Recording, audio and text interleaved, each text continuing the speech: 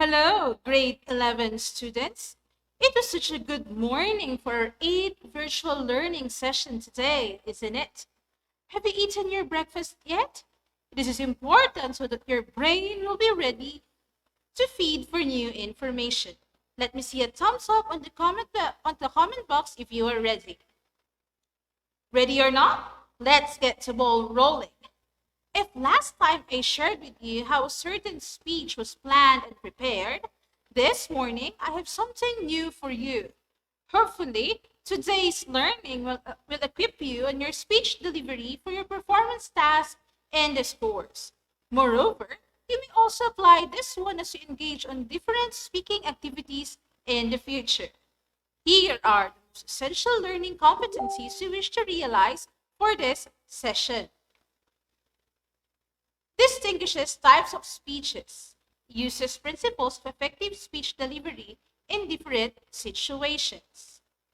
In your age group of 15 to 17 years old, if I'm not mistaken, what are the different speaking engagements have you performed or have attended?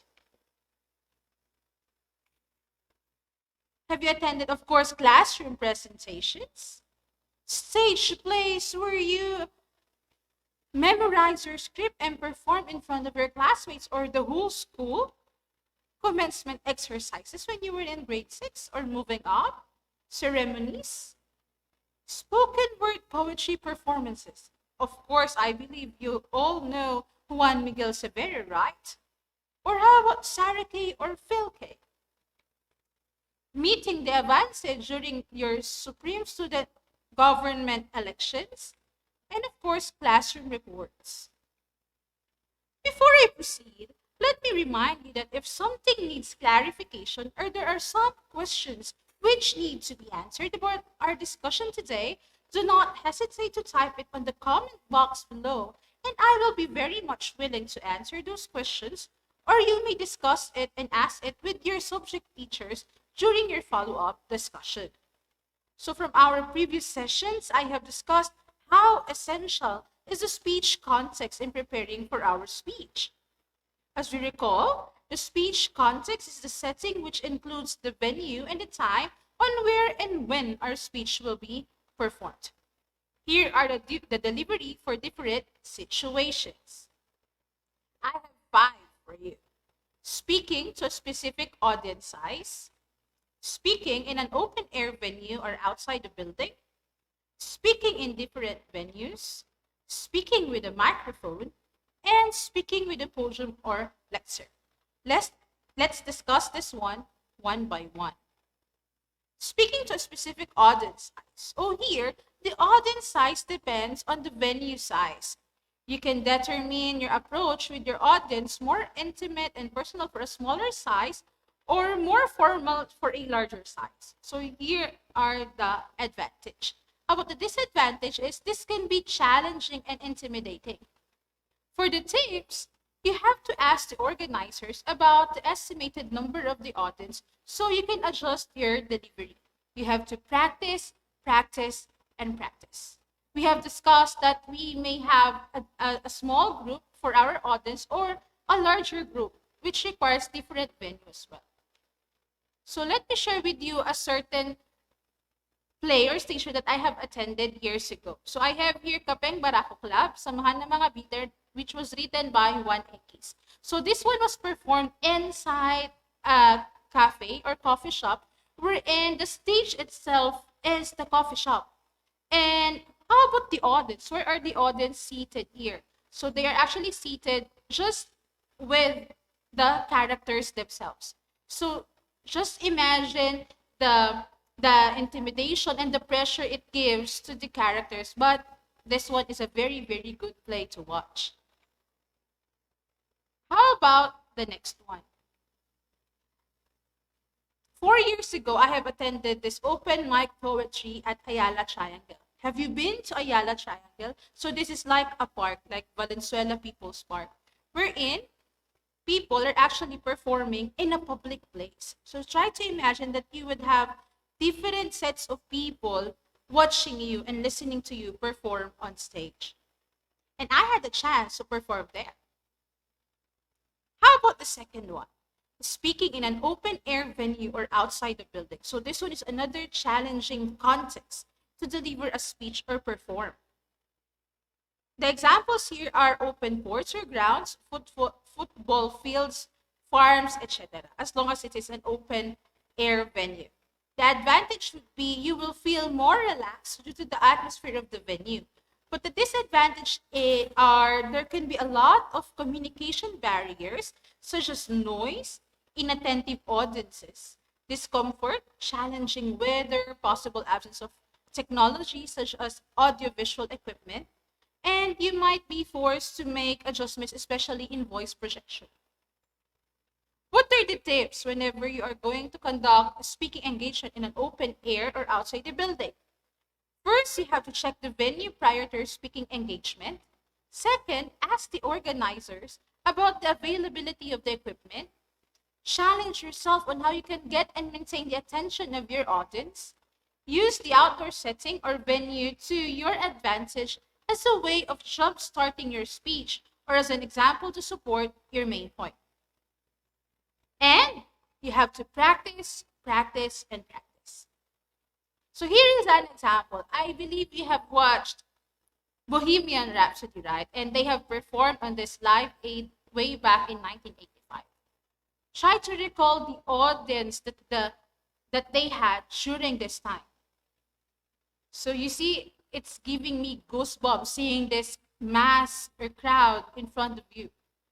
How much more these people who have performed in front of them, right? How about the next one? Speaking in different venues. Speaking venues that vary according to size, like classroom, meeting or conference room, ballroom, social hall, auditorium, covered court, open court, etc. The advantage is you will be exposed to different venues, which will add to your public speaking experience. The disadvantage would be you will have to make big adjustments in terms of your nonverbal cues, volume of voice, body language, facial expression. From the previous meeting, I have always told you that there would always be adjustments and variations of the way you would deliver your speech depending on its context. So this one is venue is always one of the major considerations on how you should prepare for your speech. What are the tips? Again, you have to check the venue days before your scheduled speech and arrive hours earlier in the venue so you can determine the adjustments to make. So this one is very important for you to be familiar with the place and venue where you will perform. For a large venue, speak more slowly. Use pauses frequently to highlight the most important ideas of your speech. And make use of facial expressions and gestures. When you use visual aids, make them more visible. That's why it's very important that you make use of your nonverbal cues during your speech delivery, because this would help channel or give the message of your speech. How about in a small venue, your audience will see you up close because this one is very intimate. Therefore, manage your notes well when you use them and adjust your nonverbal cues as necessary. Of course, when you're in a large venue, you have to make larger movements. Unlike with a small venue, of course, it would need minimal movements now. And the last, practice, practice, and practice. How about speaking with the microphone? Of course, we may encounter different kinds of microphone whenever we deliver a speech. It could be a wireless or a wired one. It could be a lapel. So when we say speaking with a microphone, its main function is to increase the volume of your voice. Again, we always use microphone for a larger audience. But this would not mean that when you use a microphone, it will clarify the pronunciation and enunciation of words.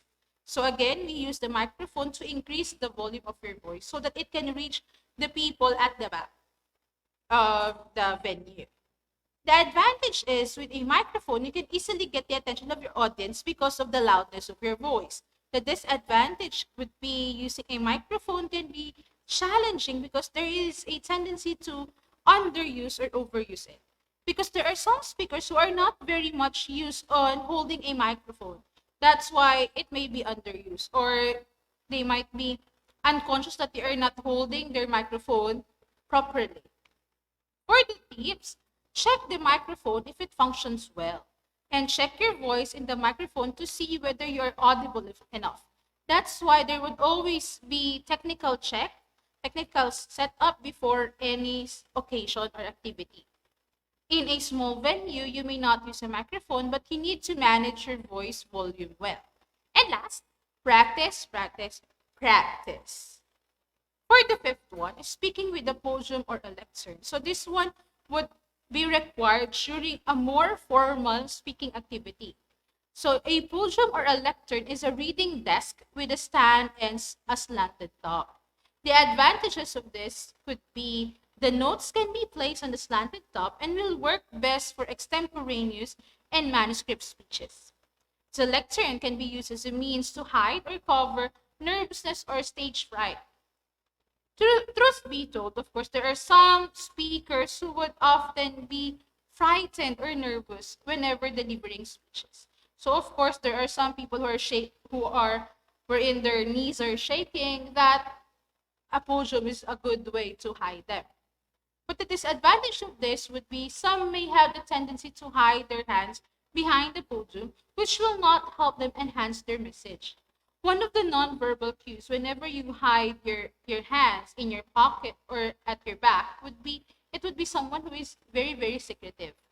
Again, whenever we make speeches or deliver speeches, our main goal is to express ourselves, and we have to inform and gain the favor of our audience. So very important that your hands are present whenever you are delivering a speech. For the tips, you have to stand straight, as good posture exudes confidence. Since there is already a barrier, which is a podium, that divides you from your audience, it's very important that you look confident in front of your audience. Avoid gripping the edges of the podium with both hands. Aside from this, also avoid hiding them behind the podium. So you have to take note of that. For extemporaneous and impromptu speakers, step to the side occasionally once you have composed yourself. So you can effectively use your gestures, make eye contact, and connect more with your audience. So it's very important you have to maximize the space provided to you as well. So you may step out of the podium from time to time if you need to stress some points of your speech. And the last again is to practice, practice, and practice. Here are different tools for effective speech delivery. So how they approach the audience. So you have to how should you become very effective in your speech delivery? So you have to look on how they approach the audience. You have to watch different samples of speaking engagement so that you would become more and more familiar with them. So how do they approach the audience? Are they formal, informal, personal, conversational, intimate, and others? How do they connect with their audience? Do they use eye contact, body movements, and facial expressions? How they present themselves, their stage presence, how they look, stand, walk, use nonverbal cues, act on and off the stage, and how they use their voice in terms of volume. Is it too loud or too soft? How about the pitch? How high or low? Or how low? Rate or speed? Pauses to show emphasis and strengthen the clarity of the message? How about vocal variety to avoid monotony? Effective changes in volume, pitch, rate, and pauses. And last but not the least, pronunciation. Here are more tips for effective speech delivery. 1. Use a conversational style more often. This is the style that is more natural. It is the style that you always use when you express yourself with your family and friends. Audience members do not like the speaker to sound unnatural or exaggerated. Next, look your audience members in the eye so they will feel that they are part of your speech. Eye contact should be maintained to keep the attention of your audience and enhance your delivery. So that is one of our nonverbal cues. Third is remember to adjust your volume to the size of the audience and the venue. When addressing a large audience, modulate your voice in such a way that you speak loudly without like shouting or yelling. One good tip is that you have to assume that you are throwing the lines and the words outside, not eating it. Okay, so that's one good example of good speaking. Next, vary your rate or speed to keep your audience interested and to avoid a monotone pattern because it would sound boring. The audience might get bored if you speak very slowly and then they might get confused if you speak very fast. Hence, your rate should be at an appropriate speed. Fifth one, master your voice and find your pitch level, whether it's high or low. If you have a high pitch level, modulate or slightly move it down. If you have a low pitch level, modulate or slightly move it down. Your performance will definitely be affected if you do not modulate. So how can we modulate now? So this one is what I learned from our speech class when I was in college. For us to know our optimum pitch level, okay, I will give you this short exercise. You have to lean your back on the wall, and afterwards you have to produce the sound of the letter G. So you have to produce the sound G, G. So that is your modulated voice. So that whenever you have or you deliver your speech, you will not sound very, very high or very loud or very low. And it is the very much appropriate speech for your speaking engagements. Sixth one, use pauses when you emphasize the most important words, phrases, or sentences. Your pauses should not last for 3 seconds. Otherwise, it will result in dead air or a moment of awkward silence. Seven is pronounce and enunciate words correctly. You will confuse the audience if you mispronounce words and it could distract them and affect your credibility. One way of doing that is to make sure that you exercise your facial muscles before you start any speech. Number 8, avoid fillers or expressions that substitute actual words in your speech because these words are distracting. Examples of fillers are like mm, and To reduce the use of these fillers, detect the instances when you use them. Do you generally use fillers after each sentence, between different ideas, or whenever you make transitions? Then, instead of using them the next time you deliver a speech, simply stop and pause. Ninth, start your speech by standing straight and balancing your weight. This will give a positive first impression. As what they say, first impression lasts. Number 10, use precise movements. Avoid distracting mannerisms like swaying back and forth, leaning on the podium, licking or biting your lips because that is distracting, playing with your wristwatch or jewelry, scratching parts of your body, frowning, and others. Observe your mannerisms and learn how to avoid them when speaking in public. 11, avoid having a poker face or a highly animated face. These facial expressions appear distracting and may even be annoying. Instead, follow the most highly suggested tip: smile. However, make sure that the meaning of your words or your speech reflects in your facial expressions. Do not smile if you're talking about something sad, of course. Number 12, dress properly and appropriately. Wearing the proper attire will make you look more confident and professional.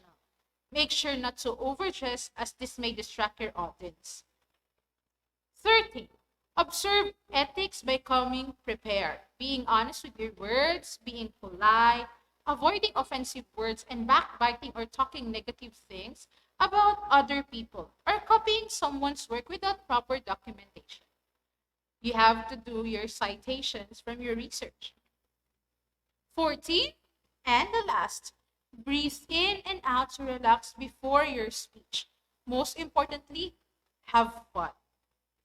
Again, one of the major purposes of oral speeches is to inform and express yourself. So you have to make fun because you are expressing your ideas in front of people and they are there to listen to you.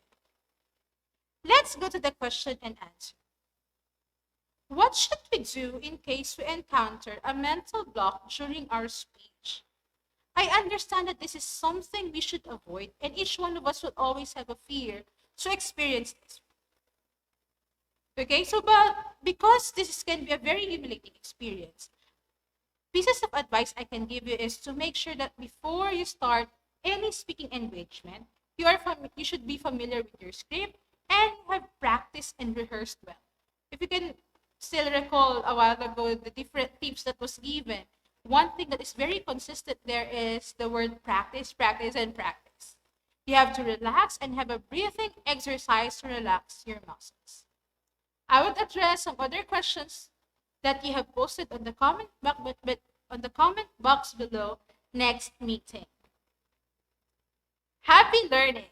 See you on our next virtual meeting. Goodbye.